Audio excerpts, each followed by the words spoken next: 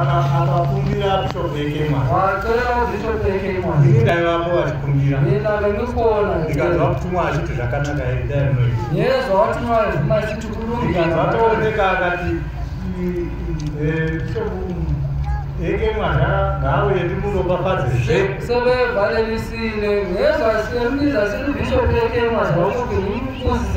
kuti anogadza vanhu ka ane simba rakaoma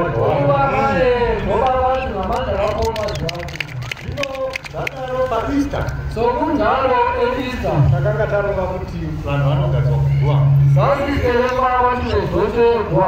ava vamwe vedava ndobvaona kuti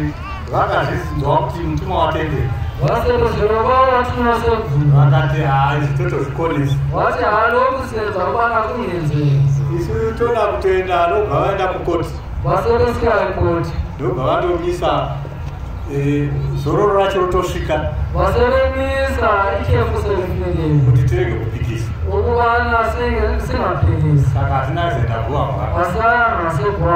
tikati zvine sinazati hakuna ndaba asi kana mutumwa wataura kabhara chinokona vaotunasekunumira ulanenekura takabva kundari kure saka nasendari kure ndobva vakagadzirwa nyengo avatotinakura amabhishop navafundisi saka muchiona vane chipo dzavadzizefeki nyimbo ndinavona venetomana vasiyozefeki namafuko avo hazefeki navatovene zembato zavasiyozefeki navafundisi ava havazifeki navafundisi lavasivafundisi vafundisi vakagadzwa navafundisi avatotiwei saka ndokufamba kunoita chechi kuno yiko kuhamba wenza inkonzomana uvamuonezve chitsotsi chavaunavo nifuna uone kugerengu vavantu lava pakati papapa vakaenda nokutodzvemisa chechi rinei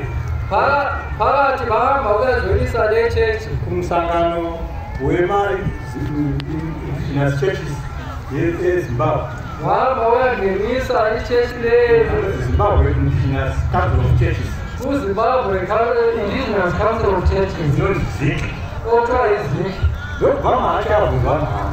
umahadza sekubva mabantu tinozwa kuti makadzvemisa chechi kumubatanidzwa uye mutumwa akati hazvifani kuitwa ubalihambise ichechi ulo mhlangano ongavhirwa ngatunywana zviri kufamba sei kuhamba njani zvikanzi namahachi isu tingapesana nesoko romutumwa izvi mahadzaarisinasimarikona nezvirwatunywana vari kunyepa tinamboita zvipi amanga zange sikwenzeroka pasure pemwedzi bishopanini nyemva kwenyama ezimbabwe takazoona asi zvakubuda mumatv mahachi achiti isu veziki zvakoni mahachi esekumanga setelevhizhini esiti tina veziki achitotaura ari mumusangano weziki uruma uno muhlangano weziki ari mukuru emhoro mukuru kona nokuti zvavakaenda kundonyoresa chechi kudaro vehambe vyabhalisi kurejesta chechi konani chairman wacho wakanzi Prophet Utaunashe mukuru wavo muprofeti Utaunashe zvikanzi deputy vamwasha wataudepiti mwasha mutumwa nachaanoziva watunwaye naziruti asi hakuzi kutamba nezita ramwari asi wogara nezviva mukuru saka ndo zvavakaita ndevezita navantu veziki nokuti kuna maprojects muva kuna maprojekti kunopuwa minda yanikezwa inzi kune mari kune mari saka zvino mutumwa wakanzi watunwayo vana vanoda pfuma here akatokwete achechi watikandifuna chechi zvakatangadii kuti mutumwa ashanduke wakalani kuva watunwayo zvikuru saka chedherai varume avanoshandisa mari ingapelise lavo vantu vasebisa imari ratinoti bheki